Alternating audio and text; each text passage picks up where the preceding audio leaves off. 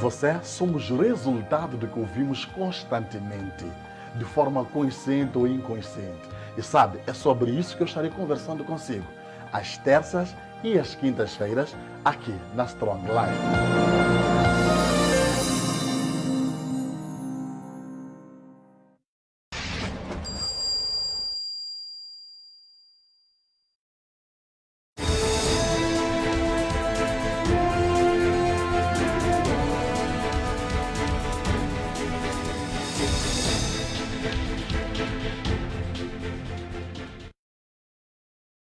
Saudações, boa tarde, seja bem-vindo a mais um espaço Governação. Hoje é quinta-feira, como tem sido habitual.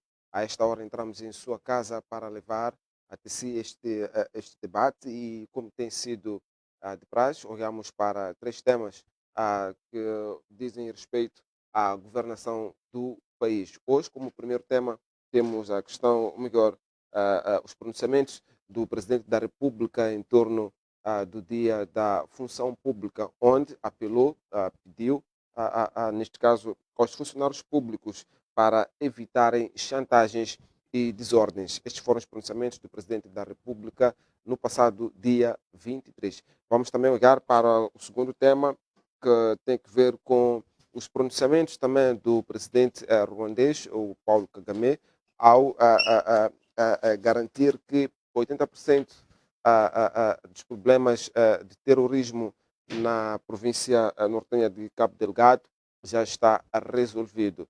Este ponto tem que ver mesmo com a questão do terrorismo, o segundo ponto. E, como último, vamos olhar para a questão que tem que ver com o projeto Sustenta, onde o Ministro da Agricultura e Desenvolvimento Rural, Celso Correia, garante que este projeto, que já está implementado nas zonas norte do país, já está na conclusão, ou melhor, 60% do projeto já está concluído. Este é o terceiro tema que vai merecer aqui análise do meu painel de luz, mas também a sua atenção aí do outro lado de casa. Falo sim do caro telespectador, mas também do nosso internauta. Vou já seguir saudar os meus convidados. Começo por ti, Engenheiro Mourinho. Muito boa tarde, bem-vindo ao Espaço Governação e oportuno também para deixar ficar o ponto prévio. Muito boa tarde. Eu quero saudar, portanto, aos telespectadores que acessam neste momento a Strong Life TV. Quero saudar os internautas que também têm estado presentes aqui neste programa. Saúdo ao meu colega de painel e ao nosso moderador também. Meu ponto prévio. As linhas aéreas de Moçambique está a vestir nova roupagem. Eu queria iniciar dizendo que em programas anteriores, 2 ou 3 vezes, nós aqui falámos em pontos prévios, portanto, sobre a necessidade de se reestruturar a nossa empresa de bandeira, Linhas Aéreas de Moçambique, porque denotava-se claramente que a empresa estava tecnicamente a entrar, portanto, em falência e era todo que fosse necessário, desejado que o governo tomasse medidas no sentido de poder capitalizar esta empresa, no sentido de resolver o problema. Em linhas gerais de Moçambique, portanto, uma das medidas que o governo tomou, através de Sua Excelência o Ministro Mateus Magala, que é o Ministro de Transportes e Comunicações, foi a fazer uma avaliação prévia do estado da companhia, nossa companhia de bandeira.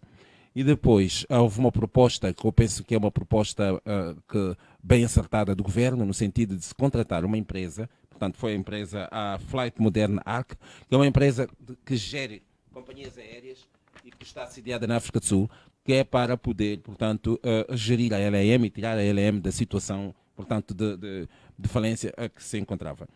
As linhas de Moçambique, portanto, na altura, a falência, o estado de falência, portanto, caracterizava-se por uma pesada dívida, pesada, digamos,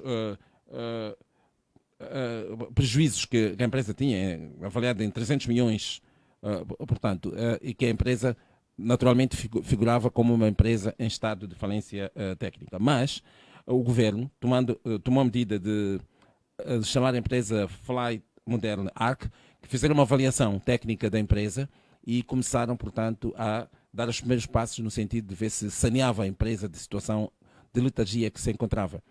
E uma das coisas que a empresa em um mês só conseguiu encontrar foi o seguinte, é que nem tudo o que parecia ser dívida era dívida. E segundo as palavras do ministro, tratou-se, portanto, de um lapso técnico da gestão anterior das LAM, de maneiras que a nova empresa conseguiu só em um mês arrecadar, portanto, fazer a recuperação de 47,3 milhões de dólares, que supostamente também figurava-se como dívida, e a empresa, desta forma, saiu do estado, portanto, de insolvência. Portanto, foi uma decisão acertada do governo que recuperou a nossa empresa de bandeira. Estávamos com o risco de ficarmos sem as LAMs e nós, como país, naturalmente, os países devem contar com aviação civil também, que é para dinamizar a economia dos próprios países. De maneira que eu queria parabenizar aqui especialmente ao governo, na pessoa de Sua Excelência Mateus Magala, que é o Ministro dos Transportes e Comunicações, pela atitude que ele tomou, no sentido de pela atitude que ele tomou e que, graças a essas atitudes, então, a essa atitude, trouxe-nos a nossa empresa de bandeira de volta, tendo saído, portanto, da falência técnica. Este seria o meu ponto prévio que eu queria partilhar aqui com os telespectadores. Muito obrigado. Muito obrigado, Engenheiro Mourinho. Sigo consigo, Dr. Ngalo, boa tarde, bem-vindo, e também pode deixar ficar o ponto prévio. Boa tarde. Cumprimentar aqui o colega de painel, Engenheiro Mourinho, cumprimentar esse moderador, cumprimentar os telespectadores em casa e os nossos internautas espalhados pelo país e pelo mundo. Agradecer a Deus pelo dom da vida.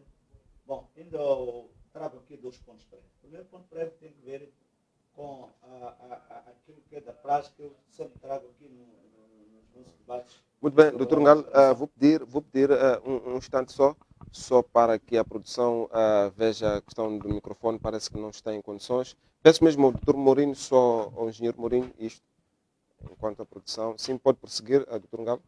Bom, já iniciando, saudar o colega de painel, saudando assim o moderador e os nossos telespectadores em casa e agradecer a Deus pelo dom da vida. Bom, eu disse, trago 2 pontos prévios, e para o primeiro ponto prévio tem que ver com a degradação dos valores sociais no nosso país, porque se estamos lembrados, quando nós atingimos a independência em 75, em 77 tomamos uma decisão de uma escolha em termos de sistema de governação, que é a escolha que vinha do sistema socialista, e essa escolha versava a questão da linha do marxismo-leninismo, que esta escolha é só lembrar que o marxismo-leninismo sempre defendeu os ideais de que a igreja seria o ópio para a sociedade. E as igrejas foram inibidas nessa altura de estar aqui na praça, e nós continuamos, se calhar algumas igrejas reformistas, aquelas antigas, a católica e outras, continuaram a ir nas suas sinagogas de forma restrita, mas nós assistimos nas décadas 80, 90, uma preparação do homem que tinha a qualidade e o respeito do próximo. E depois do Acordo Geral de Paz, onde tivemos o campo aberto para a globalização, hoje podemos até afirmar, não sei os números, mas temos se calhar em cada bairro temos mais de 50 congregações, mas assistimos um aparato que hoje deixa a desejar, que é a questão da degradação dos valores sociais.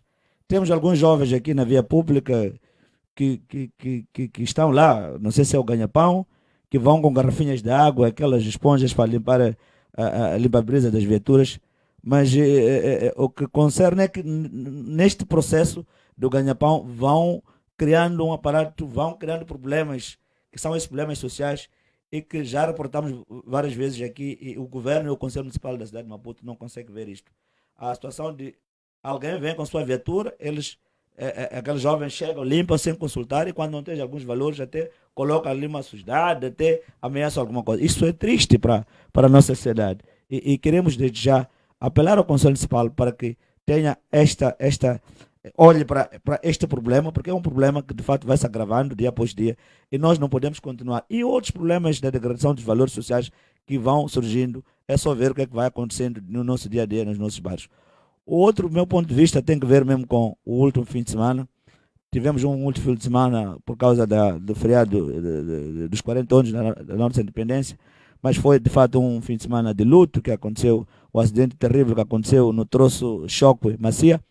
E este acidente veio demonstrar mais uma vez as nossas fragilidades em gestão daquilo que são os problemas do nosso país. Nós já reportamos várias vezes, há vários fatores evocados, fator velocidade, fatores de condução em estado de embriaguez, mas muitas das vezes nós não vamos àquilo que é a centralidade de vários fatores, que é a questão mesmo das nossas vias de acesso.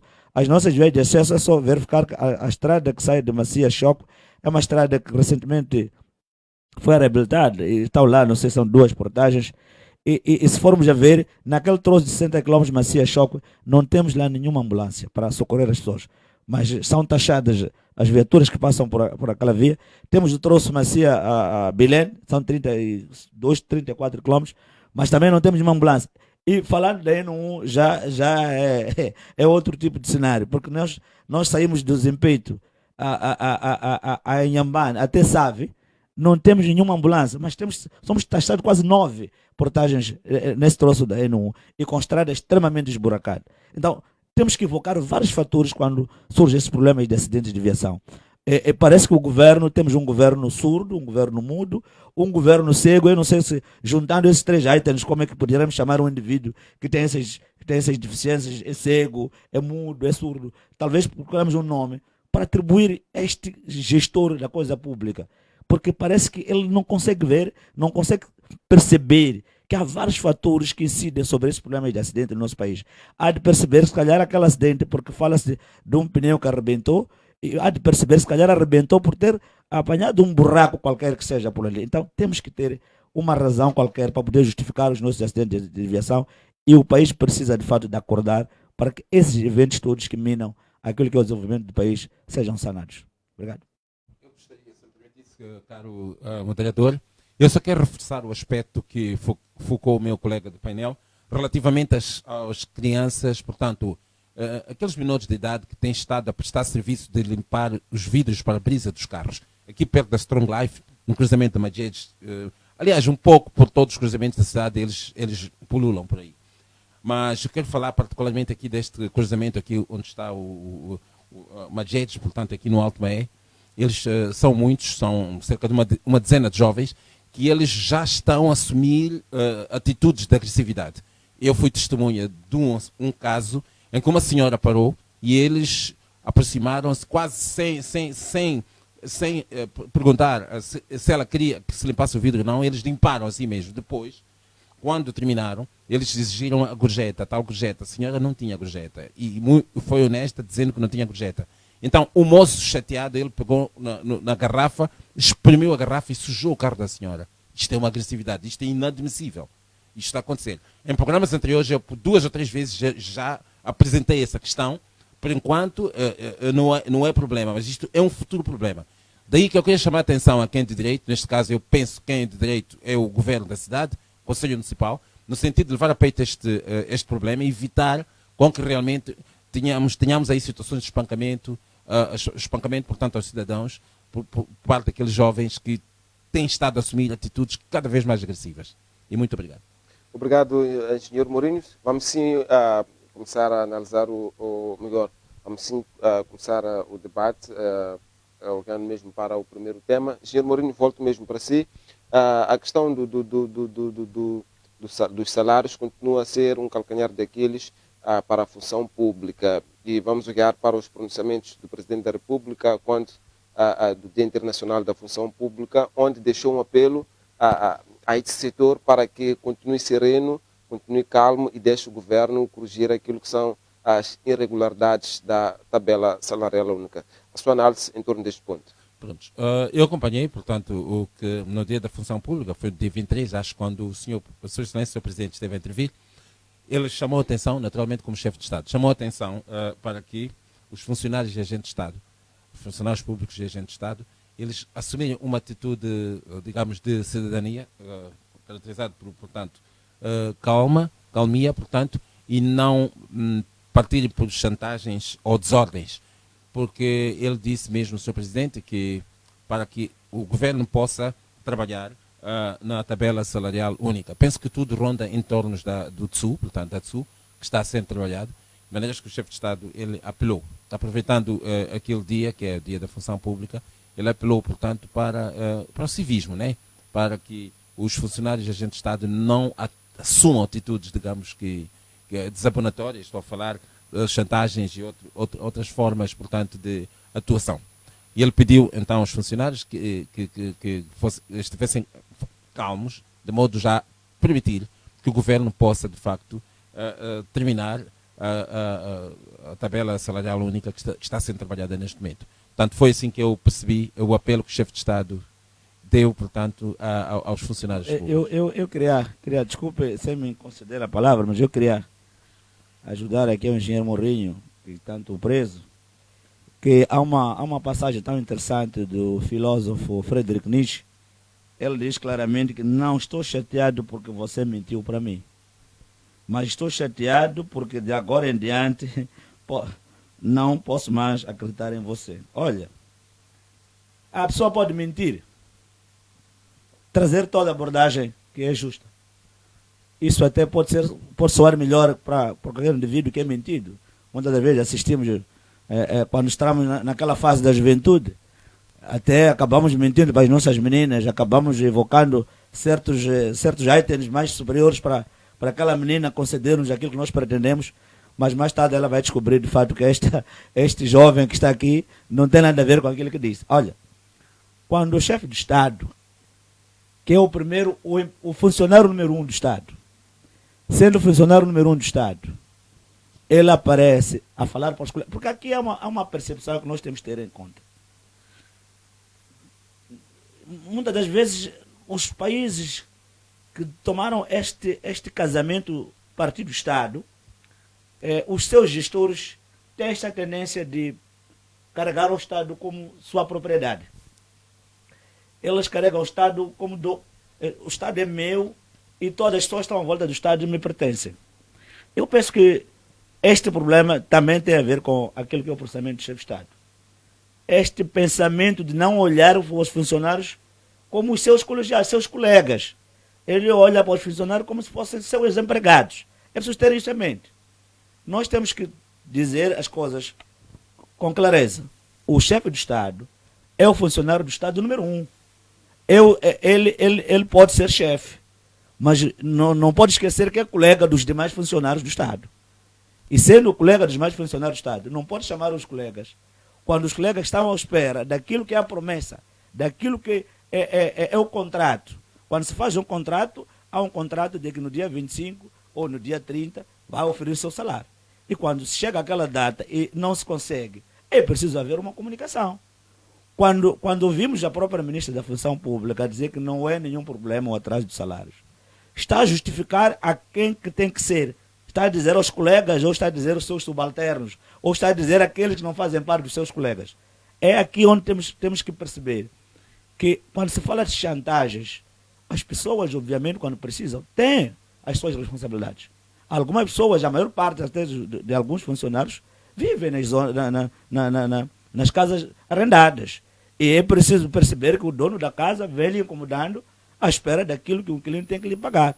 E quando o chefe de Estado fala de chantagens, quando as coisas não estão a ser resolvidas, eu penso que aqui há um equívoco. E eu não vejo aqui tanta beleza como o engenheiro está a dizer, que olha, é porque o chefe de Estado, ele na qualidade de chefe de Estado, na qualidade do colega deles, desses funcionários todos que estão aqui, a levantar várias greves sobre irregularidades que estão a acontecer dentro da tabela única salarial. É preciso que o chefe de Estado olhe e perceba de fato que eu sou colega desses senhores. E ser sentido. É por isso que eu trazia no meu ponto prévio a questão da degradação dos valores. Ninguém sente pelo outro. Qual é o problema do moçambicano sentir quando eu vejo que o meu colega, só porque eu tenho mais, porque eu estou a gerir aquela função, é preciso sentir pelo outro. É preciso perceber que o Estado deve ser gerido por pessoas que têm este sentimento e esta sensibilidade de que eu sou igual ao outro. Então, este pronunciamento, para mim, foi um pronunciamento de indivíduos que não têm essa sensibilidade humana de perceber que se o outro está a murmurar, é porque alguma coisa não está bem aqui. Aquele que está a gerir, aquele que foi confiado da coisa pública, o meu colega, é preciso repetir isso, o meu colega, porque é preciso, as pessoas muitas das vezes não sabem. Por isso nós assistimos, quando há visita, por exemplo, do chefe de Estado, há tanta limpeza que se faz ali, para estar a vir o dono da empresa. Deixam um ano inteiro uma escola cheia de capim, quando sabe que está a ir lá a visita de um dirigente, vão fazendo aquela limpeza, toda aquela parada, porque está a ir lá, é colega. E aquele colega, é verdade, é colega gestor. Então, o colega gestor não pode ser enganado a esses moldes.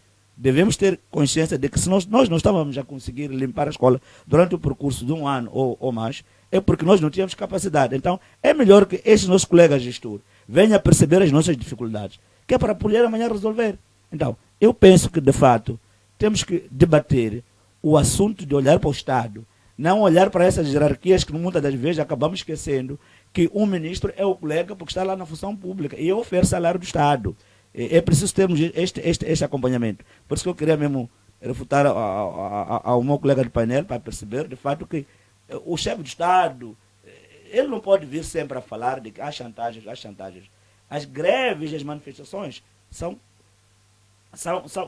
plasmadas na Constituição da República. O artigo 51 versa sobre isso, mas é preciso nós termos em mente que essas pessoas que entram em greve, essas pessoas que entram em manifestações, é porque alguma coisa está a correr mal. Não é porque nós estamos todos a fazer o melhor e as pessoas entendem que tem que fazer greve. Não é por aí. Muito bem, engenheiro Mourinho, olhando mesmo para aquilo que disse antes, há condições dos funcionários públicos continuarem leves, continuarem serenos diante desta situação, não fugindo daquilo que foi o apelo do Presidente da República, mas também indo para aquilo que é a realidade dos funcionários públicos.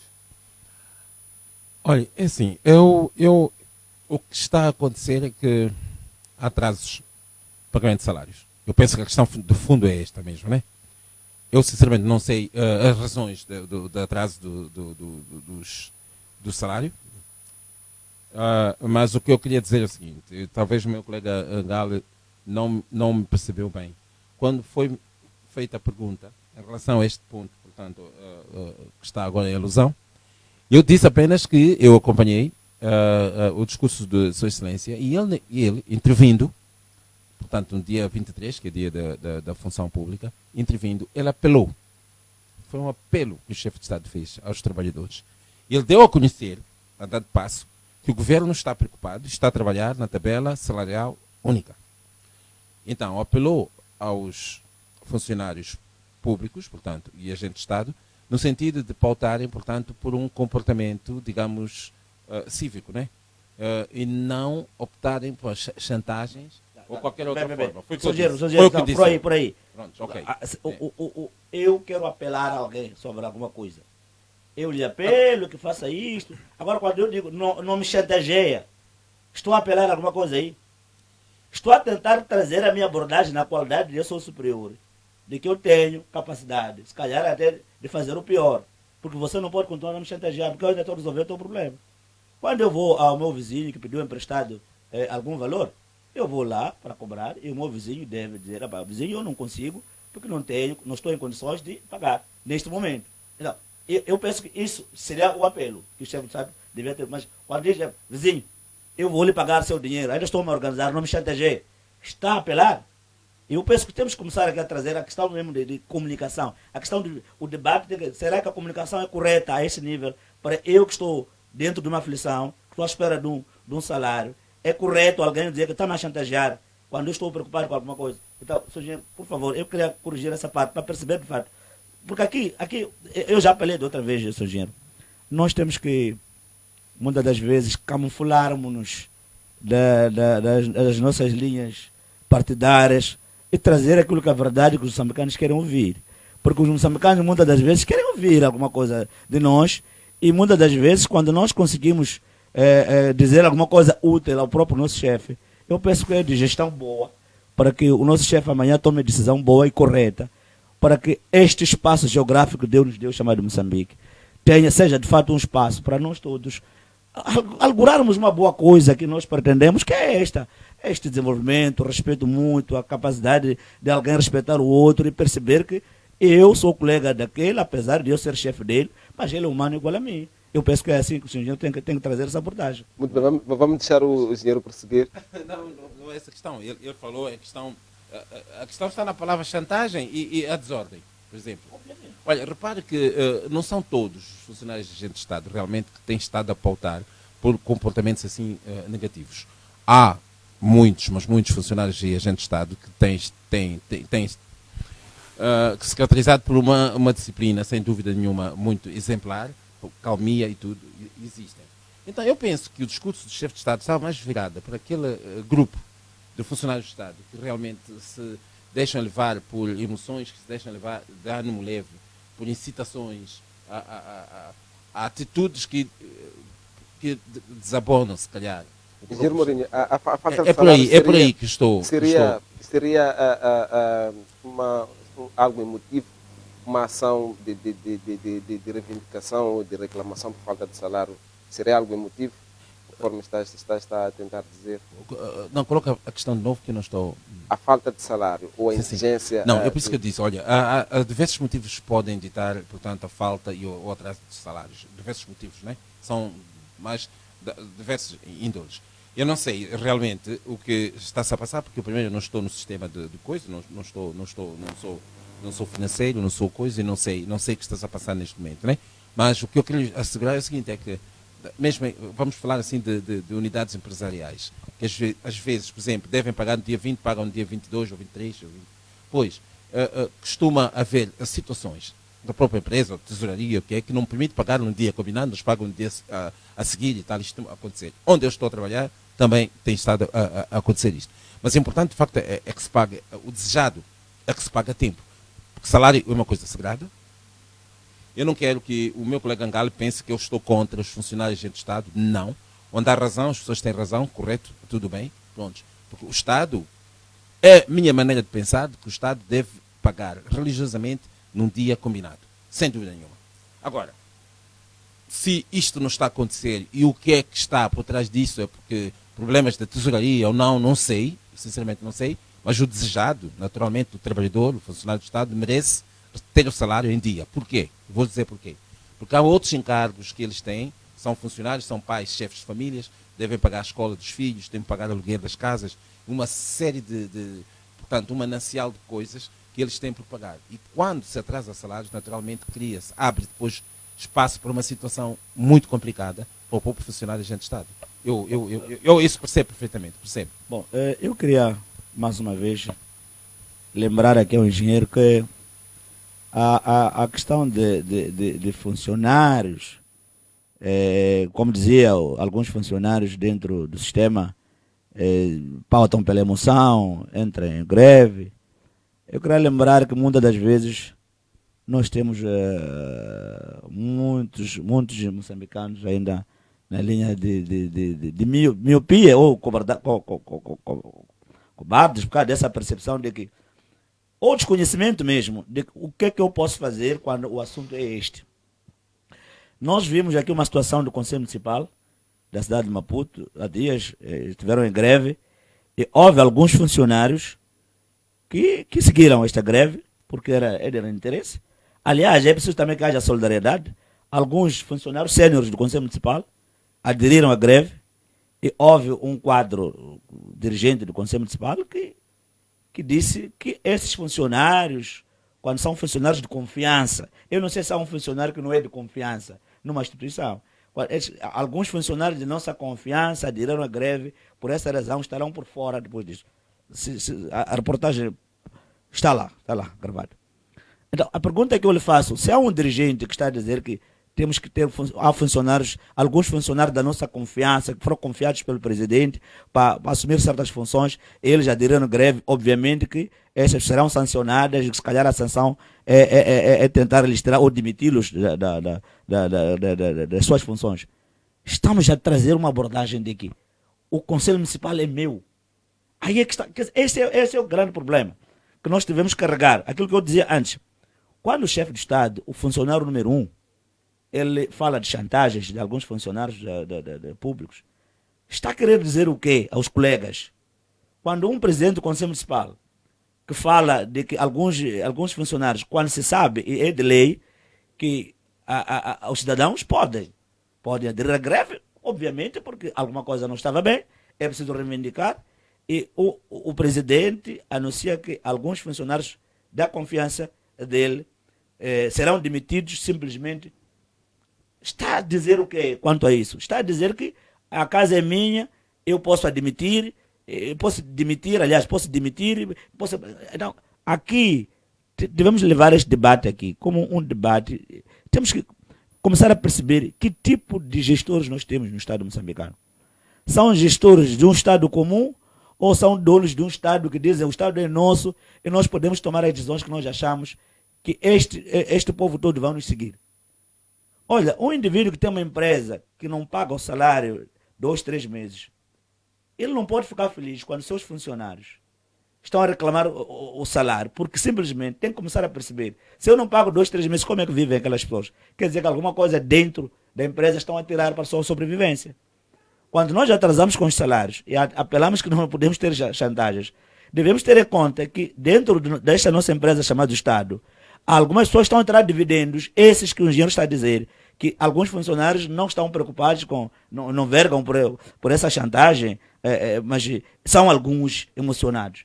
Está a querer dizer que dentro deste... Então, há alguns que têm um dividendo onde tiram, vão comendo e não estão preocupados com o salário. Alguns estão preocupados com o salário, por isso que estão a reivindicar os salários e são chamados de chantagistas, esses que reivindicam o salário. Aqueles que não reivindicam são os bonzinhos, mas que estão a tirar alguma coisa que não é justo, porque quem tira o que não é dado, o que não é de direito, está a tirar de forma clandestina. Então, eu queria perceber, de fato, também o engenheiro, nesse aspecto de indivíduos emocionados dentro da função pública, que ele disse, que estão emocionados a tirar alguns por causa da emoção, mas já existem os bons.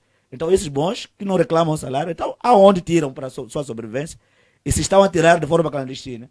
Então, esses são os lesa-pátrias que nós não pretendemos. Muito bem, Germano vai responder? Se vou responder, vou dizer, Ngale, é o seguinte, eu quando disse que, assim, não são todos os funcionários, a gente está, repito aquilo que eu disse, que realmente que pautam pelo vandalismo, pelo, digamos assim, chantagens, não são todos. Nós temos um grupo de funcionários de Estado que são serenos, temos, mas também temos outros que são um pouco mais propensos a serem aliciados, portanto, para tomarem atitudes que desabonam ao próprio estatuto deles, de funcionários, fazendo, por exemplo, tendência de fazer fazer violência e pautar, portanto, por aquilo que, pela desordem. Temos também esse grupo. Eu estava a tentar caracterizar. Eu até nem disse quais dos dois grupos constituem a maioria ou não. Constituem a maioria ou não. Os funcionários serenos. Eu queria compreender um funcionário sereno sem salário. E existem alguns funcionários que vergam por essa via de desordem, porque esses sentem que tem falta de salário.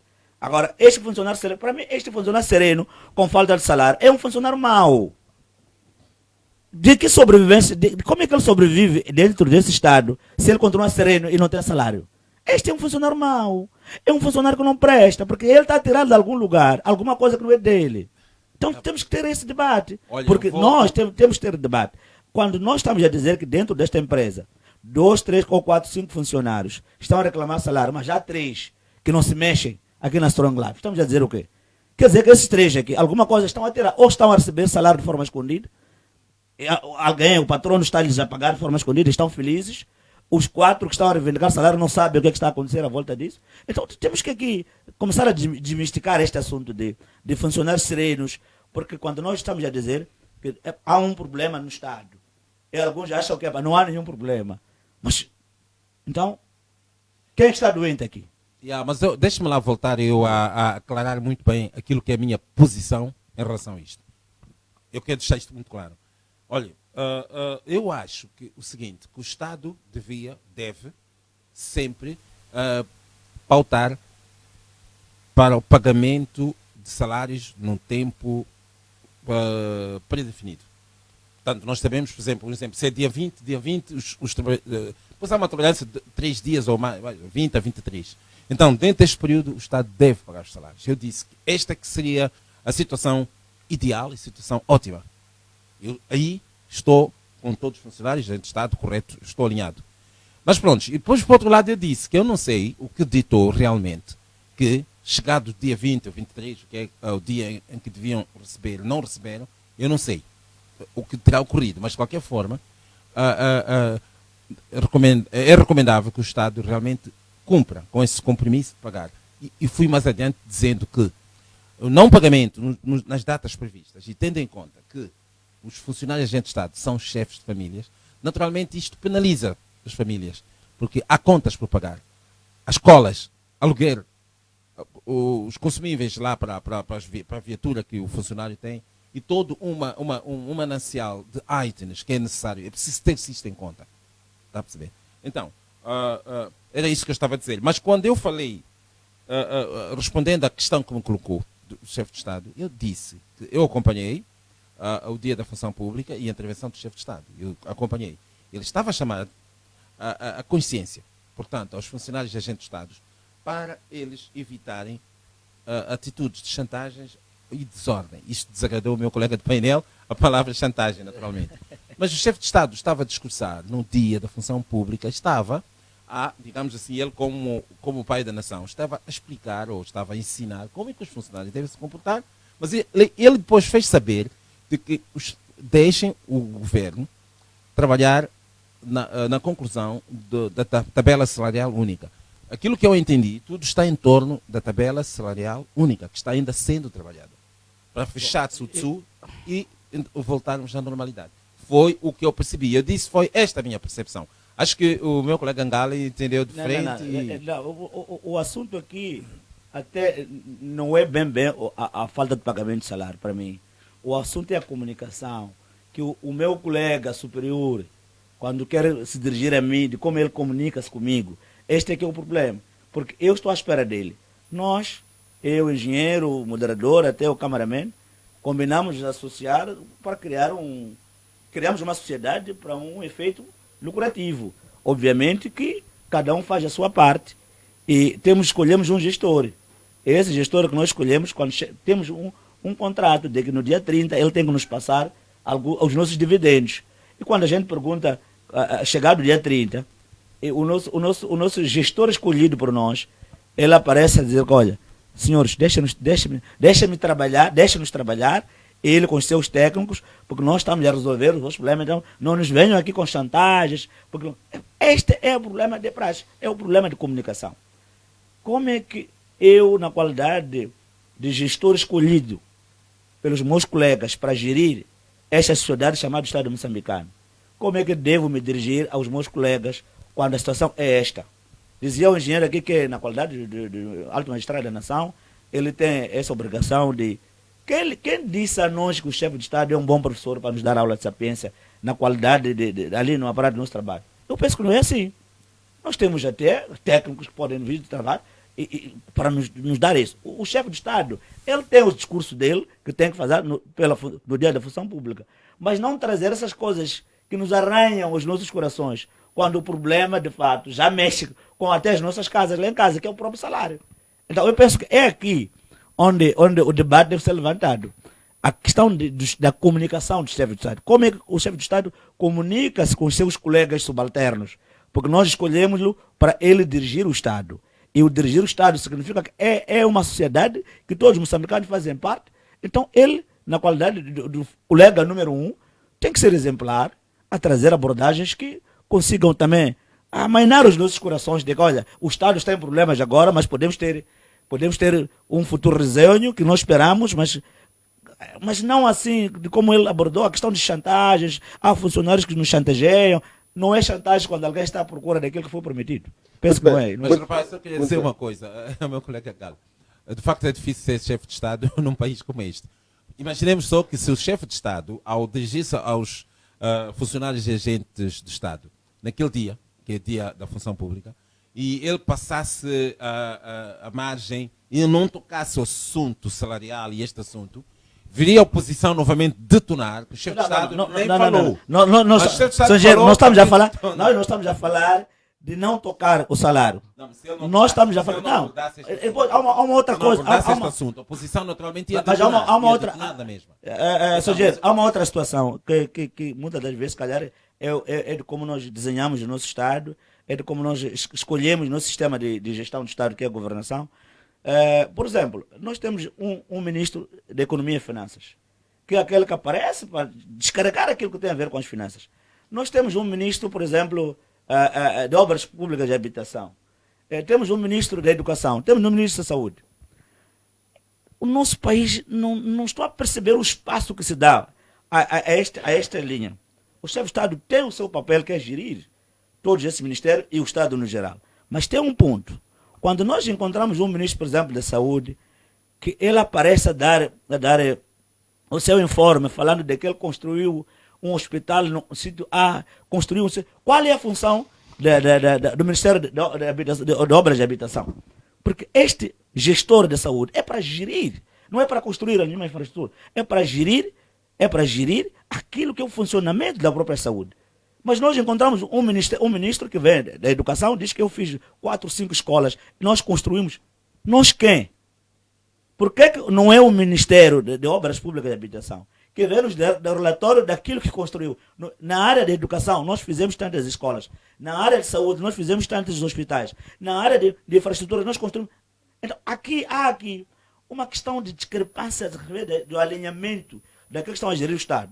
Se calhar, ao meu ver, o chefe de Estado, nesse discurso, se tivesse limitado a discursar, dar aula de sapiência, como disse o engenheiro, falando sobre a questão de que a função pública, os funcionários devem se comportar bem, devem trabalhar, porque são pessoas indicadas para poder gerir a coisa pública e respeitar os seus patrões, que são todos moçambicanos, que vão colocar os seus impostos para pagar o salário desses funcionários. Eu penso que tínhamos um discurso amainador. Quando você entra nessa sensibilidade do salário, e depois vê a palavra chantagem, quer dizer, aqui marcha a situação de alguém que é o nosso colega número 1, que devia nos dar um consolo. Que dizer que, olha, é preciso, senhores funcionários, olharem de que, neste momento, temos problemas sérios que o Estado está a atravessar. Seja eles problemas financeiros. Então, podemos aguardar um pouco, mas deixem-nos um bocadinho a fazer. Aqui a questão é chantagear, está-nos a chantagear. Deixem-nos fazer o nosso trabalho. Então, eu penso que aqui é que nasce o problema. Mas eu queria só me referir àquilo que falou o meu colega Angali aqui, porque é que nós... bem, ele deu a entender que quando se trata de obras públicas, construção, por exemplo, de hospitais, exato, porque é que não é obras públicas, é isso? Sim, o protagonista... Não, é assim, eu vou explicar rapidamente aquilo que é a minha percepção sobre governação. É assim, nós temos diversos ministérios e esses ministérios, portanto, a estes ministérios estão alocados as verbas para todos os ministérios. Os ministérios trabalham numa base de um plano quinquenal. Cada ministério tem um plano quinquenal. A saúde, no seu plano quinquenal, por exemplo, é um exemplo que estou a dar, prevê a construção durante os 5 anos 25 hospitais rurais. Um exemplo, o Ministério de Saúde. O dinheiro está alocado na verba do Ministério de Saúde. Quem lança o concurso público é o Ministério de Saúde. Quem supervisiona se calhar, aspectos então, qual é a função do Ministério de Obras Públicas? Se calhar, os aspectos técnicos de Não. fiscalização das obras. Mas qual é a função? Nós só temos um Ministério para fiscalizar obras. Quem é o dono da obra é o Ministério de Saúde. Sim. Porque no seu plano quinquenal prevê a construção de 25 hospitais rurais. Então, é por isso que esquecemos medicamentos, esquecemos de todos, esquecemos até de pagar salários funcionários. Tudo bem, Luís Regal, Luís Regal, vamos...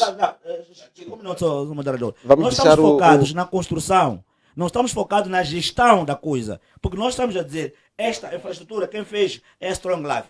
Mas tem os técnicos que geram as imagens que estão aqui a aparecer. Então, se o construtor está preocupado em construir, está preocupado em gerir, alguma coisa não está bem aqui. Tudo bem, Luís Qual é a Regal, função desse ministério? Vamos deixar o engenheiro Mourinho explanar. Tentar dizer como funcionam as coisas, aquilo que é a minha percepção de governação, como é que as coisas funcionam. Exato. A educação é a mesma coisa, tantas salas de aulas e tal. Isto está previsto dentro do plano quinquenal. Portanto, os 5 anos. Temos um Ministério de Obras Públicas dentro do Ministério da Educação. Mas aspectos técnicos de Não, a pergunta que eu lhe faço, qual é a função desse Ministério? Obras, os aspectos técnicos, o Ministério de Obras Públicas. Mas qual é a função deste? É só técnica, simplesmente. Quer dizer, ele é ministério que só forma técnicos para lançar para os outros ministérios. Olha, É essa a percepção que eu quero uma fazer. pergunta só quero dar um gali. Sim, sim. Para a construção, por exemplo, de 12 novas salas de aulas, quem é dono da obra? Qual é o ministério que é dono da obra? Não, Quem dono da constrói? obra. O dono da obra Dono da obra. é o Estado, é o Ministério da Moçambique. Educação. É o Estado. É o Ministério O dono da obra é o Estado. É o Ministério da Vamos a Educação. isso. O dono da obra é o Estado, que é concedido dinheiro pelas cobranças que faz dos impostos dos moçambicanos. Exato. Ele, como Estado, vai fazer 2 salas, porque sabe que tem necessidade de colocar os seus filhos na escola. E, por sua vez, pode-se atribuir esse ministério para que vamos usar aquelas salas ao ministério. Mas nós, o que é que fazer? O Estado fez uma coisa tão interessante, que é criar um Ministério de Obras Públicas. Exato. Que é para este ministério zelar pelas obras do nosso país. Por que o outro ministério, seja da saúde, seja da educação, tem que pensar em construção? Se há um ministério que tem que pensar naquilo que são obras. Não é É essa a questão. Não é pensar na construção, não. Eu acho que vou ter de Não, Sr. Engenheiro, acho que este Vamos- debate temos que ter outro Eu penso Tudo que bem, vamos- Luís Santana, vamos deixar o engenheiro Mourinho explanar. É melhor um dia específico para debatermos isso, está bem? Bem, ainda em torno Eu só, do... só queria fechar uma coisa.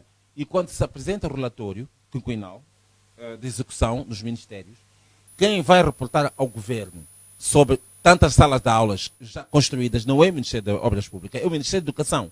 Por Porque isso que no esse seu Ministério da plano, Educação no esquece. seu plano, Já não no reporta seu- que na escola não tem carteiras. Já não reporta que na escola não Não, temos no livros. seu plano Já quinquenal, na escola, mas não está dá bem, para Luís Trangalo. pensar para isso, Sr. Engenheiro. Vamos ultrapassar. Não, temos Muito bem, Luís Trangalo. Luís Trangalo, vamos aqui. deixar o engenheiro Mourinho explanar para que consigamos aqui gerir o nosso tempo. Se permite, eu penso que este é um assunto que não esgota agora e nós vamos desviar daquilo que é, Exato, exato, hoje. exato, Por isso, exato. eu penso que podemos programar isto para um dia específico, para Exato. falarmos só como funciona a governação. Está Exato. bem? Nós vamos emitir os nossos Muito bem, pareceres muito bem. e o público vai poder julgar É que se calhar- se se quem calhar- tem razão e quem não tem. Temos que trazer outros temas de governação. Tá bem, Porque se calhar ok. esta governação pode Muito não bem, ser Luís justa. Trangalo, Correto, engenheiro vamos. Mourinho, a questão é agora, olhando mesmo para este problema de salários na função pública, há condições para reforçar aquilo que são as políticas de prestação de contas para, se calhar, combater aquilo que é o desvio dos recursos do Estado? E sem dúvida nenhuma, isto é imperativo. E, aliás, foi isto focalizado no discurso de Sua Excelência, Sr. Presidente, no dia 23. A prática de prestação de contas é fulcral, é fundamental. E, infelizmente, eu penso que alguns dos setores do Estado não têm adotado esta prática. Mas isto é uma política do Estado, a prestação de contas. Há empresas que prestam contas, por exemplo, empresas estatais que prestam contas anualmente, porque a falta de prestação de contas pode propiciar com que haja desvios, comportamentos desviantes, que haja corrupção e uma série de males que graçam, portanto, em algumas empresas públicas. Daí que o exercício de prestação de contas faz parte integrante da boa governação corporativa. De maneiras que eu penso que sim. E o chefe de Estado chamou a atenção sobre a necessidade de adotar-se a prática de prestação de contas, justamente para evitar essas situações todas. Luís Trangalo, até que ponto estas políticas que o chefe de Estado apela que sejam reforçadas podem surtir efeito com essa problemática da falta de salário, do atraso do salário? O discurso deve estar sempre, tem que ser um discurso, mas não no sentido de que podemos ser discurso para a prática, porque nós sabemos, essa questão que está a falar é que o engenheiro de prestação de conta não se começa da base, tem que ser do topo à base. E se nós temos o topo que não presta contas, como é que a base vai prestar contas? Nós temos aqui um Estado moçambicano que é sistêmico, essa questão de impunidade, é sistêmico a situação, por exemplo, de não prestação de contas. Só nós assistimos quando um ministro vai à Assembleia da República, que é lá onde reside a soberania do povo, para poder colocar aquilo que é a sua gestão, vamos supor que seja anual, e o que é que vai acontecendo? Há certas perguntas que ele não consegue satisfazer, aliás, não é para satisfazer, mas é que a maioria, que é a maioria dos deputados que representam, se calhar a maioria dos moçambicanos, porque alegam terem sido mais votados, é esta que aplaude, quando sabe muito bem que alguma coisa não está bem, por exemplo, no Ministério da Educação. Nós nunca vimos os deputados da Assembleia da Frelimo que vão dizendo ao seu ministro de que nós não concordamos com A mais B, que isso está errado, por causa desta linha, que nós até dissemos aqui, o casamento Estado-Partido, é um sufoco para os moçambicanos. Nós temos que ter a consciência clara de que, enquanto nós não termos uma Assembleia da República, aquela que consegue contornar aquilo que o executivo faz, no sentido de dizer que não está correto a esta forma, vamos continuar com este aparato de não prestação de contas nessas situações. Muito bem, Porque Sr. não- Mourinho. Sim, por mas aí. eu queria dizer o seguinte, a questão de prestação de contas, se calhar o meu colega está a se equivocar. Então, o que é que se faz nas sessões do Conselho de Ministros, para além da aprovação de documentos normativos e regulamentos, para além disto, o que é que se faz lá? E repare que Sr. este Engenheiro, fórum- Sr. Engenheiro, Não, deixa-me prestar acabar. contas, é Deixa-me prestar acabar. contas ao chefe. Deixa-me acabar. Deixa-me Não, não, acabar. quando fala de Conselho Deixa-me de Ministros, acabar. Está bem, correto. os ministros reúnem. O que é que se faz quando o governo vai ao Parlamento para perguntas por parte dos deputados? Os deputados são que fiscalizam o trabalho do governo. O que é que o governo vai lá fazer? O primeiro-ministro, quando apresenta o relatório, resumo, e depois já há perguntas de assistência e cada ministro deve responder. Não é um exercício de prestação de contas. Não é exercício de prestação de contas. Não. Eu sei. O exercício de apresentação, não sei o quê. O nosso Parlamento, Sr. Engenheiro, ele tem a maioria Eu só queria terminar. tem a maioria absoluta. Pois. E esta maioria é aquela que não consegue dizer, porque a minoria, obviamente, pode até colocar certas situações não são respondidas. Sabe que o MDM já colocou várias questões e a maioria acaba sendo aprovada, Correto. acaba dizendo que está correto, nós já aprovamos o plano que porque é justo, até o próprio orçamento, quando os partidos da oposição, que são a minoria na Assembleia, eles dizem não concordamos com isso, o que é que vai acontecer? É verdade, as democracias, as maiorias é que depois faz. Agora, o meu assunto, o meu grande problema é que nunca em nenhum momento ouvi um deputado da Frelimo que vai conseguir dizer de viva voz que eu não concordo com esta situação.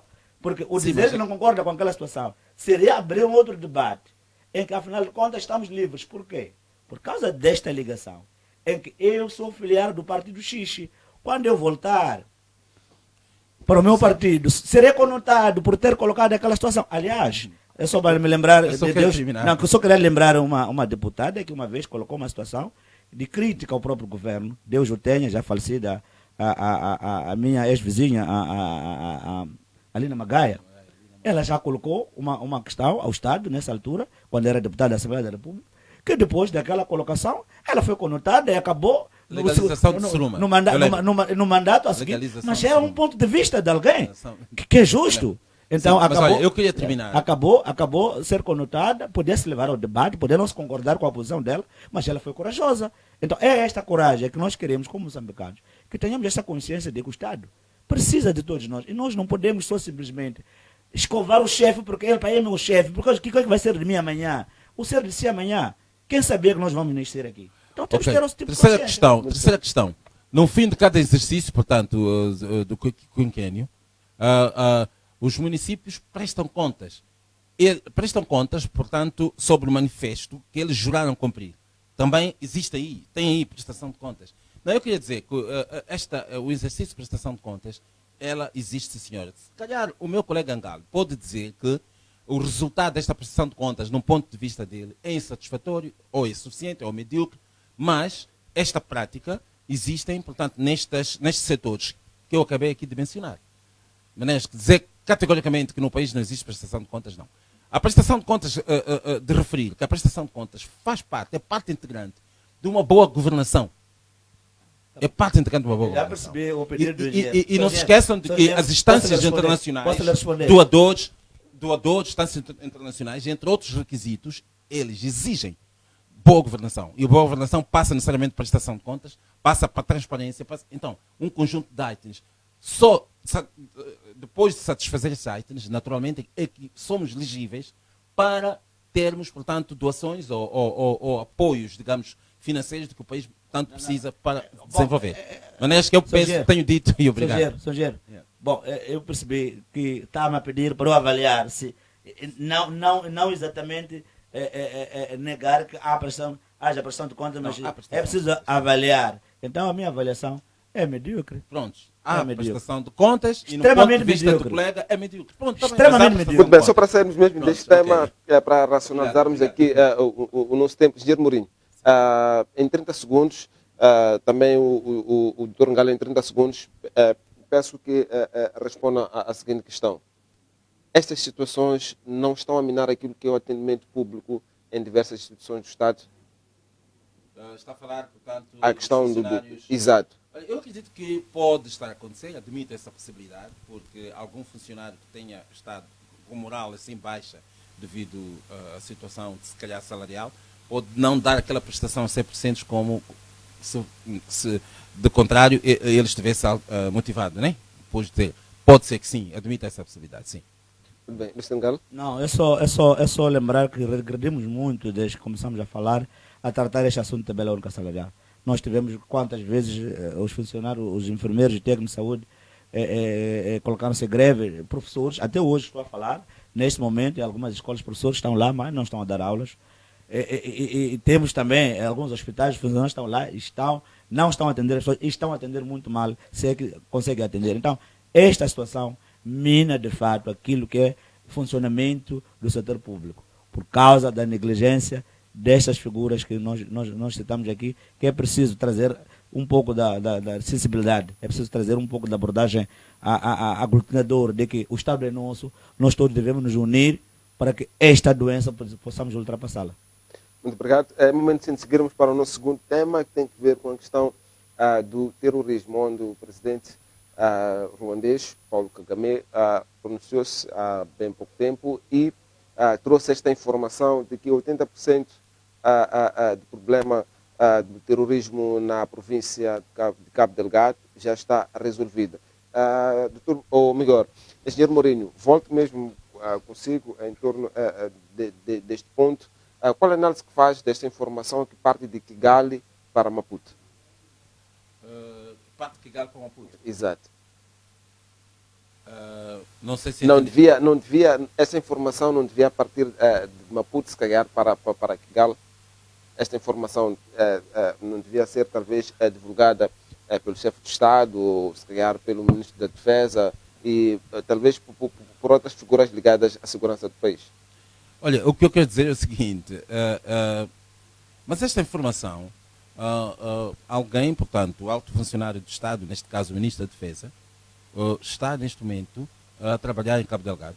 Exato, esteve. E naturalmente ele trabalhou e deu, perante os órgãos de informação, ele deu uma radiografia daquilo que se vive hoje em Cabo Delgado. Exato. Se calhar o Paulo Kagame antecipou e disse, e isto está a ter a conotação negativa, porque e fala-se mesmo no silêncio do governo de Moçambique. Eu não considero isto assim, porque realmente nós temos um alto funcionário, neste caso o Ministro da Defesa, que ele esteve, visitou as zonas e ele falou, ainda ontem, antes de ontem e hoje, esta manhã, eu ouvi, através da Rádio Moçambique, um trabalho muito intenso, que atesta que, de facto, a situação, o paradigma mudou completamente em Cabo Delgado. E alguns cidadãos foram mesmo entrevistados pelos jornalistas, eu pude ouvir isto pessoalmente, em Mocimboa da Praia e nas zonas, principalmente, onde era palco daqueles ataques dos terroristas. E deixa-me só citar uma palavra do Ministro da Defesa. Ele diz que o nosso barômetro, nós medimos, portanto, a situação através do regresso massivo das pessoas às suas zonas de origem. Significa que, de facto, a situação está calma e já faz tempo que aqueles ataques, aquelas incursões dos terroristas não têm estado a acontecer, mercê, portanto, das forças do Ruanda e as forças conjuntas do Ruanda e nossas forças de defesa e de segurança. Agora, o que quis-me parecer, e aquilo que certas imprensas falam, é que o Paulo Kagame, de facto, ele pronunciou-se no sentido de que já foi abordada a questão do Cabo Delgado, isto é, já foi resolvida em 80%, e restando os 20% e tal, uma questão que está em avaliação. E, naturalmente, algumas pessoas estranharam porque é que isto sai de Kigali e as autoridades nacionais estão em silêncio. Não, as autoridades nacionais não estão em silêncio. O Ministro da Defesa faz parte do governo, é membro do governo, e ele pronunciou-se, já se pronunciou. Eu penso que já não faz sentido pensar-se desta forma. Portanto, isto é a minha percepção. Muito bem, Luís Trangalo. Bom, há exemplos que até domésticos que podemos trazer aqui, quando um pai, dentro da sua família, aparece um vizinho dele ou um amigo dele que está na África Sul, que vem lhe dizer que, olha, sabes que aqui na sua casa aqui entram homens à noite. Eu creio que o engenheiro percebesse bem essa parte aqui. Sabe que aqui na sua casa costumam entrar homens a sair aqui. Como é que aquele pai fica? Como é que os filhos ouvirem essa notícia, como é que vão ficar? Então, eu penso que aqui, nós falamos em vários programas, em outros programas que nos antecederam, sobre a questão da nossa patologia histórica como um Estado. Nós não podemos chamar a soberania quando neste momento há um indivíduo fora do Estado moçambicano que nos reporta os problemas do nosso país. Nós temos que ter a consciência. É verdade que está a falar do ministro, foi lá e tal, mas o ministro foi depois da notícia ter vinculado. Então, há aqui um problema em que é preciso nós, como um Estado, começamos a prestar atenção, porque alguém está nos a controlar, e melhor do que nós. Porque se alguém está fora de Moçambique, e ele, apesar de ter os seus militares lá, que no outro debate nós dissemos aqui, o engenheiro defendeu que aqueles militares dependem das forças de defesa e segurança. Mas esses militares, porque de certeza o presidente Kagame teve que carregar essa notícia cá para fora, porque alguém que está dentro do terreno lhe passou a mensagem. E sendo essa pessoa que lhe passou a mensagem, então antecipou a mensagem para o seu chefe em detrimento aos que estão próximos dele, que é aqueles que nós dissemos aqui, que são eles que estão a gerir o teatro de Cabo Delgado. Então, eu penso que, na verdade, nós, como Estado, temos que começar a pensar como é que nós abordamos os nossos assuntos. Como é que será que temos que esperar o presidente Kagame a nos dar essa notícia para podermos correr, ir averiguar o que está acontecendo no terreno? Porque este é que é o grande problema que tem que se levantar agora. Nós não podemos admitir que a nossa soberania tenha que alguém de fora nos dê, como aconteceu, por exemplo, quando o Moçambique ficou endividado nas dívidas ocultas, a imprensa internacional é que teve de despolitar o assunto. Não foi um assunto interno. Esse não veio de nós a assumirmos que temos uma dívida. Alguém nos disse lá fora. E quando alguém nos disse lá fora é quando os moçambicanos começaram a perceber que, afinal de contas, alguém está a comer sozinho aqui. Há uma dívida que alguém fez em nome do povo, mas que essa dívida não beneficiou os moçambicanos. Então, eu penso que está aqui também um problema, que penso eu que não é tão pequeno esse problema. Temos que começar a carregar isso como uma grande responsabilidade. Quando um presidente de outro país começa a nos dar informação da nossa própria terra, da nossa soberania, é um assunto que deve nos assustar. Devemos, de fato, começarmos a pensar o que é que está a acontecer dentro do nosso Estado moçambicano. Repare que foi na quarta-feira, dia 21 de junho, que o presidente Kagame, a partir de Ruanda, falou à imprensa de Ruanda. 80% do problema aqui de Cabo Delgado está resolvido. Ele falou para a imprensa do coisa. E como o mundo está globalizado, naturalmente... Tá bem, não era suposto que o nosso pai, se fosse ele mesmo, a nos dar a informação coesa, clara, do que está a acontecer. Seria bom, quer dizer, tinha que esperar, todo bom. Temos que esperar um presidente. Não, ninguém esperou. Temos que esperar um presidente. Nós somos soberanos ou não somos? Deixa-me tentar explicar. Somos soberanos ou não somos? Assim, há um trabalho, escutem, há um trabalho coordenado em forças ruandesas com as nossas forças de defesa e segurança. As forças da SAMIM, portanto as forças da África Austral, da SADC, e também as nossas forças. É um trabalho coordenado. O presidente Kagame tem uma força aqui, está a nos apoiar. O presidente Kagame, ele falou na imprensa ruandesa, para os ruandeses. E como o mundo está globalizado, e naturalmente, tudo que... É fácil hoje eu aceder a uma notícia que se publica em Londres. O mundo está globalizado. Das atividades lá na Inglaterra, é fácil. O mundo está globalizado. E como é uma notícia que nos interessa bastante, é uma notícia do nosso país, naturalmente nós captamos essa notícia. Alguém ouviu isto e naturalmente é uma notícia boa. E pronto, o presidente Kagame antecipou, falou, mas o presidente Kagame não veio a Moçambique perante a nossa imprensa dar esta importância. Ele falou lá no seu país. Ele tem uma força que está a trabalhar. Sr. Engenheiro, com todo o respeito. Foi assim. Com todo o respeito. Vai ver os órgãos de informação. Sim, Sr. Engenheiro, com todo o respeito. Lá em Ruanda. Com todo o respeito. Eu só queria perceber. Agora, a tendência das pessoas é querer entender mal. Não, o Kagame está-nos a dizer. Não, está bem. Leiam bem a notícia. Eu li a notícia. A notícia diz que no dia 21 de junho o problema de Cabo Delgado já foi 80% abordado, disse o presidente Kagame, numa declaração citada pela imprensa ruandesa. Sim, e ele destacou que o resultado deste sucesso, em grande número de deslocados, portanto, já tem condições de voltar para casa. Ele falou isso em Ruanda. Ele tem que falar. Ele está a prestar serviços a nós. Ele falou aos ruandeses. Isso interessa ao ruandês. E nós ouvimos. Não, dê-me licença. Então, estamos a condenar. Permita lá. Isso interessa aos ruandeses ouvirem na imprensa deles? Não, eles têm uma força. Mas interessa falar de 80% de Cabo Delgado lá no Ruanda?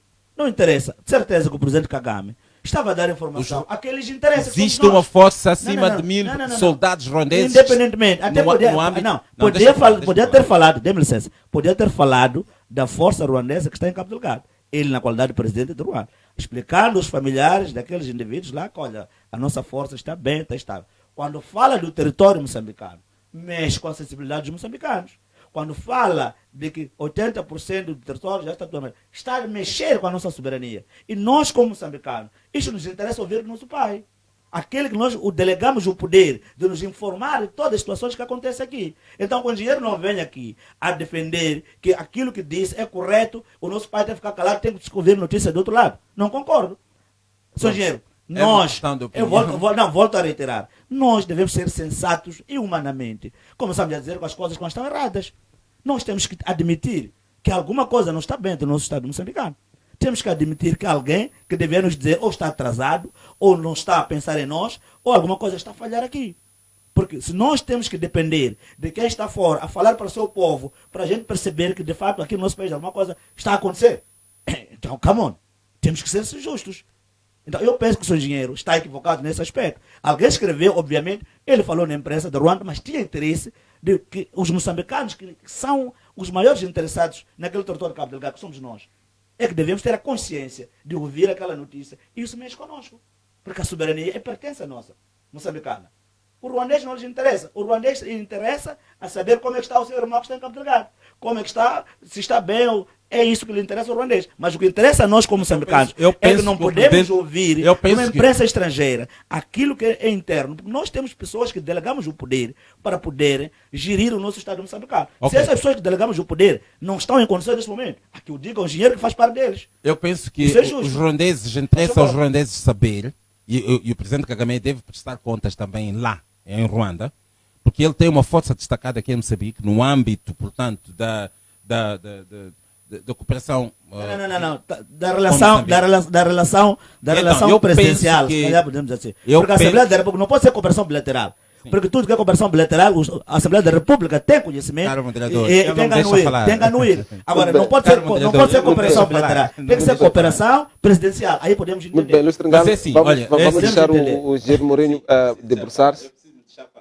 Portanto, o presidente Kagame presta contas também lá em Ruanda. Ele é o presidente, sim senhor, ele presta contas em Ruanda. Ele tem uma força destacada aqui, mais de 1000 homens destacados aqui no âmbito, portanto, de acordo bilateral entre Moçambique e Ruanda para a situação de Cabo Delgado. Naturalmente, não é bilateral. Não vamos deixar o engenheiro. Naturalmente interessa aos ruandeses saber qual é o destino das forças, o que é que as forças já fizeram, que sucessos tiveram.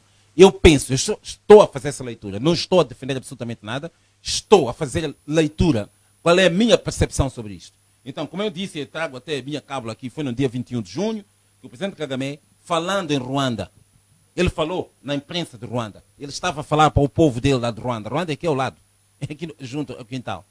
Ele falou sobre o sucesso da força que ele destacou aqui. Essa informação interessa também aos ruandeses, o que os irmãos estão cá a fazer, que sucessos tiveram. Agora, naturalmente, há pessoas que geralmente estranharam o silêncio do governo. Foi quando fez uma pergunta, eu disse, olha, não há um silêncio total.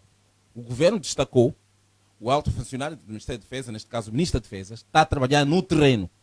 Ele visitou Cabo Delgado e as zonas, portanto, do conflito, e ele deu uma radiografia daquilo que se está lá a passar. É uma notícia boa, sem dúvida nenhuma. Já faz muito tempo que aquelas incursões dos terroristas não acontecem. Ele diz que estão a voltar massivamente as pessoas às zonas de origem. Portanto, nos campos deslocados já estão a diminuir as pessoas. Aquelas pessoas que já convencidas que, de facto, já o ambiente mudou, estão a voltar.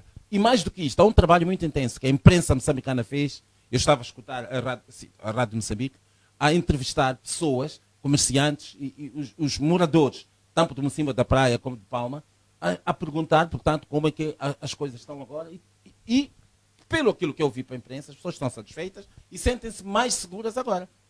Pronto, eu coloco as coisas nestes termos, né? Não estou aqui a defender ninguém, não estou a defender absolutamente ninguém. Eu queria trazer um exemplo. É um exemplo. E ajudar as pessoas a compreenderem. O presidente exemplo. Kagame não veio a Moçambique perante a imprensa moçambicana falar isso. Ele falou lá em Ruanda. Sim. Mas o que eu quero trazer aqui como exemplo é que nós temos que entender. não é ser crítico, mas aquilo que, quando a coisa não está correta, temos que dizer as coisas como elas são. Eu me lembro no tempo da guerra, 16 anos, eu era menor, por aí, 8 anos ou 10 por aí, em que numa zona onde eu cresci, em Massinga, na zona de Angolova, apareceu alguém, porque naquela altura a guerra estava intensa, então vinha alguém que dizia, pode ir para a zona X, está limpo. As pessoas o que faziam? Porque confiavam naquela pessoa e iam para lá, que era a pessoa indicada para poder dizer isso. Não sei se está a perceber. E as pessoas iam para lá. Mas houve uma altura em que havia os desinformadores, que também nos informavam, porque não nos interessavam. Muito bem, mandavam, deixa eu terminar isso. Mandavam-nos, vão para a zona X, que é a zona segura. E nós chegávamos lá, éramos atacados. Então, quero trazer essa abordagem de que se não é nossa pertença, não é o nosso pai, aquele que nós o delegamos o poder, que o confiamos, a notícia vem de fora de que Cabo Delgado está limpo, 88% está próximo do fim de tudo, obviamente. Então estamos a dizer que alguma coisa não está bem, porque é de praxe que tem que ser de fato a pessoa que tem um poder territorial, que nós delegamos o poder, e esse poder que o delegamos tem que vincar-se na posição de que tem que ser ele, de forma primordial, a nos dar esta informação de que está limpo Cabo Delgado, os moçambicanos podem viajar, podem passear, podem se sentar com os seus parentes e fazer aquilo que lhes desejam naquele território. Não pode, volto a reiterar, esta notícia. Eu não concordo com o engenheiro quando diz que o presidente Kagame estava a informar os ruandeses, estava a falar na imprensa ruandesa, mas tinha um maior alvo, um maior interessado, que é o moçambicano, não é o ruandês. Muito bem. O maior interessado é o moçambicano. Luís Tringal, engenheiro Mourinho, só para sermos mesmo deste tema, temos muito pouco tempo, temos ainda o último tema aqui por analisar. Como é que olhamos para esta suposta intenção da Total, se calhar querer trazer ou buscar alguma força ou implantar forças, neste caso dirigidas por si, naquele perímetro onde há execução da Total? Eu sou muito categórico a afirmar o seguinte: isto é um país soberano, o nosso governo também é soberano. Eu penso que tudo tem que ser feito de acordo com aquilo que são as políticas deste governo e políticas deste país. Isto não pode depender a bel prazer, portanto, da vontade de uma empresa e tal, como que as coisas devem ser feitas. A Total é livre de, junto do governo de Moçambique, manifestar esta intenção e cabe ao governo de Moçambique tomar, portanto, no seu mais elevado critério, tomar a decisão que achar de facto pertinente. Porque isto não pode apetecer, queremos assim, não. Isto é um país. Eles abordam isto ao governo, o governo vai analisar e, no seu elevado critério, o governo irá tomar a decisão que for mais apropriada para o pedido que a Total está a emitir. Portanto, isto é categoricamente a minha posição. Bem, Luís Tringal, 30 segundos mesmo. Só eu penso que tem duas linhas. Para a primeira linha é a percepção pela Total, se calhar, da fragilidade do governo que nós temos.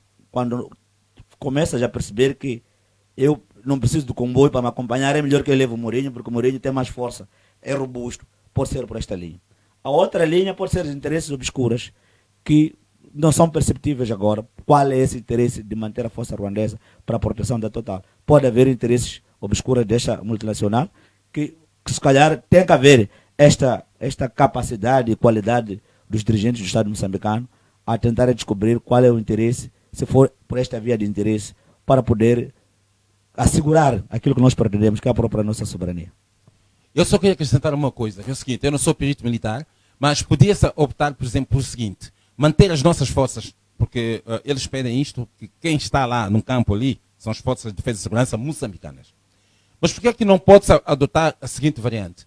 Criar-se um cinturão de segurança, no perímetro, fora portanto, da zona de concessão, criar-se um cinturão de segurança com forças ruandesas, e sendo que lá dentro, portanto, está as nossas forças. Também seria uma possibilidade.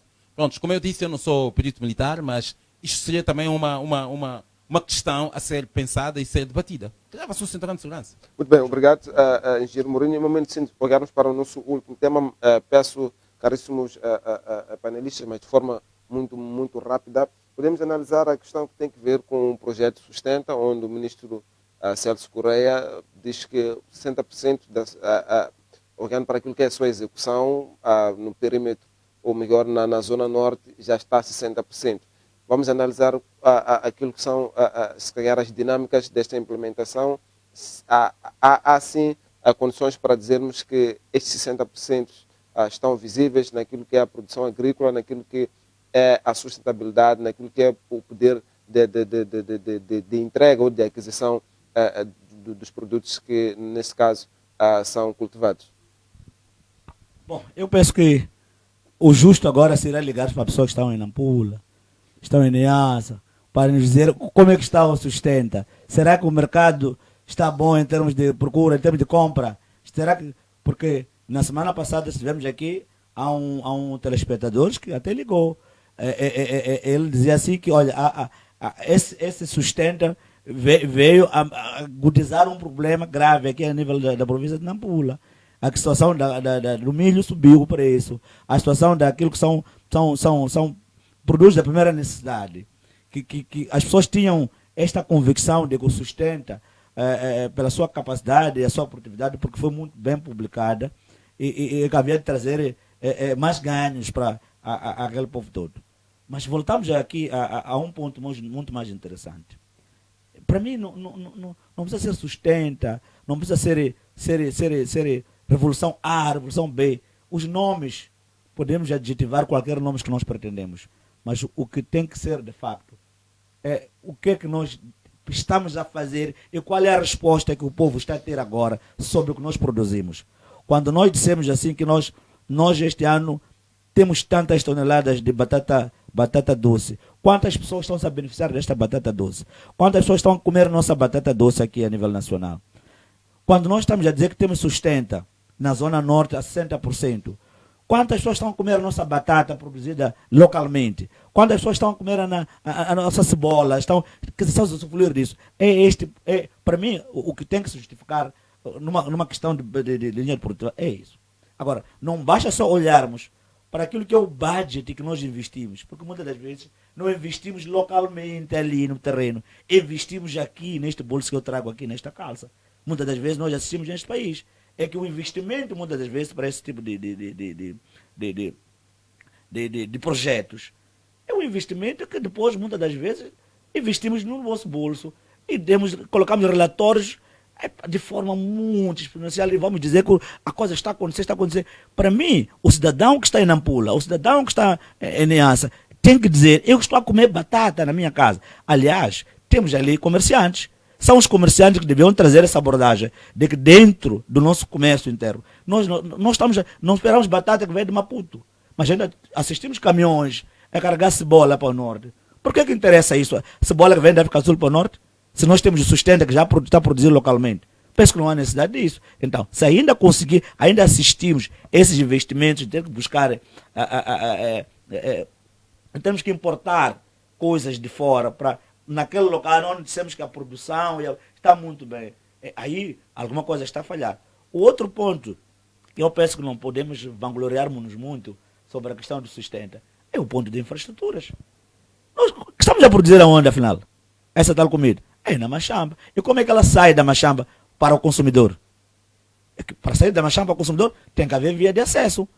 E esta via de acesso temos para sair, por exemplo, de Cabo Delgado para Nampula e vice-versa, contornar aquilo que estamos a falar da Zona Norte. Temos essas vias de acesso que vão nos facilitar sobre isto. A agricultura é uma rede de interseção, de interseção de vários itens, para que nós possamos afirmar categoricamente que nós estamos bem a nível de desenvolvimento da agricultura. Muito obrigado, Luís Singal. Engenheiro Mourinho. Olha, o que eu queria dizer para responder a essa questão, e se calhar muitos dos telespectadores não sabem ou não têm uma clareza sobre o Sustenta. Eu devo dizer que o Sustenta foi lançado em 2017 em Ribaue, na província, portanto, de Nampula. Sustenta agora está a decorrer ainda a primeira fase de Sustenta. O que é Sustenta? Sustenta é um programa, é uma iniciativa, portanto, de âmbito nacional, que a que está sendo implementada neste momento nas duas províncias, Nampula e Coisa. E os 60% de execução de sustenta, eu penso que são 60% tendo em conta a zona de abrangência, neste caso atual. Repare que é um programa nacional. Eu penso que sustenta, está no norte, portanto está em Nampula e Zambésia. E o objetivo, sendo um projeto nacional, é para depois ter uma abrangência normal. Uma abrangência. Alastrar-se também. Sou moderador. Estamos sem tempo, Luís Trongal. Deixe-me dizer. Estamos Eu estava a explicar isto para perceber. Estamos sem tempo, Luís Trongal. Vamos deixar o engenheiro Mourinho prosseguir. Foi lançado o Sustenta. O objetivo fundamental do Sustenta, portanto, era de estimular a economia rural. Criação de cadeias de valor. Estamos a falar de geração de emprego, porque o agronegócio traz também cadeia de valor.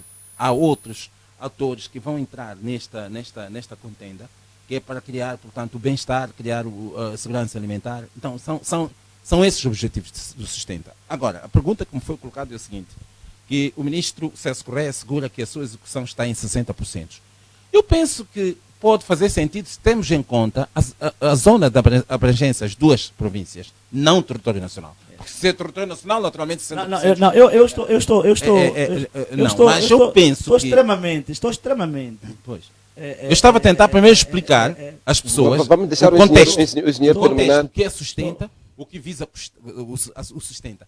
Ainda vou acrescentar mais. O Sustenta, portanto, vem materializar, portanto, os grandes objetivos, portanto, aquilo que se chama-se Programa Nacional de Desenvolvimento Sustentável. Tá bem, mas onde está esse desenvolvimento, Sr. Engenheiro? Com todo respeito, moderador, eu só queria lembrar que desde que começou o mas engenheiro se calhar, se um galho fosse, é preciso ir nas zonas. É este papel que o ministro leu. Não. É a teoria. Agora colocamos, vamos ao terreno. Não vamos apanhar essas coisas que estamos aqui a falar. É preciso ir a Zambésia temos que ser e Nampula, sinceros. na zona da abrangência Temos que ser sinceros. Sustenta. Ilustre. Tem um parente na Zambésia, liga e pergunta, está a comer batata de sustenta? Então é melhor, está a comer batata? É preciso perguntar. Mas, porque, de fato, olha, se fores a ligar, como é que esta batata sai da machamba para a loja? Se não tens rua, não tens infraestrutura para buscar essa batata para lá. Nós não podemos aqui. Muito bem, Luís Trongal, vamos dar há uma percepção. Os últimos minutos que sobram. Pode haver uma percepção errada quando se fala em 60% olhando para o território nacional. Não, está errado. Portanto, na zona de abrangência, que são duas províncias, a primeira fase compreende essas duas províncias. É a primeira fase. Isso pressupõe que haverá fases subsequentes. E em outras fases, naturalmente, o Sustenta, já quando ganhar forma, é que vai se expandindo para o outro lado. Agora, para se ter certeza 100% se de facto está a funcionar ou não, como o Galo disse, eu concordo consigo, vamos telefonar para alguém que está aí na Nampula, na zona do Sustento, e perguntar se realmente sim ou não. Agora, eu não vou especular, dizer que não está a dar certo e tal. A nossa vida não pode depender do papel. Quando eu digo, desculpa, quando eu digo o papel não é de sua excelência, Sr. Ministro. Tem aqui apenas... Vou falar, desculpa, é um exemplo que eu queria dizer. Aqui, olha, o papel que o ministro... números que eu não, engenheiro, o papel... Desculpa, engenheiro. São duas folhas. O papel que nós estamos a falar... Luís Trongal... Isso foi feito por mim. Nós não... Muito bem. Luís Trongal... Vou falar dos discursos que os nossos dirigentes têm trazido. Luís Trongal... Que temos que sair da teoria para a prática. Exato. E nós temos que dizer... Luís Trongal, poderemos continuar o debate próxima quinta-feira. Agradeço a si, agradeço também ao engenheiro Mourinho e também ao caro telespectador que nos acompanhou durante este tempo. Saímos com promessas de voltar próxima quinta-feira para mais um Espaço Governação. Tchau, tchau. Até a próxima.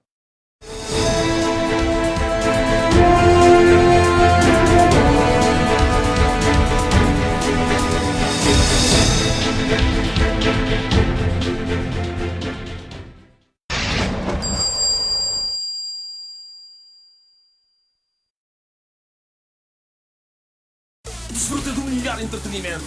Diverte-te em família com mais de 60 canais ou tem o máximo com mais de 54 canais. Obtém a melhor ação desportiva.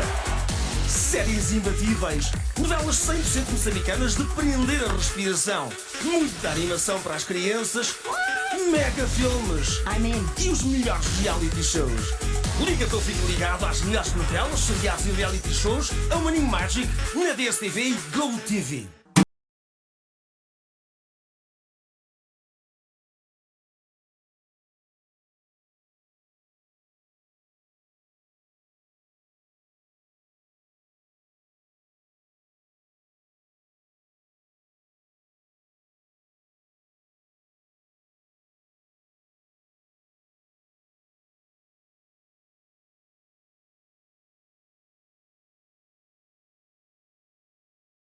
Neo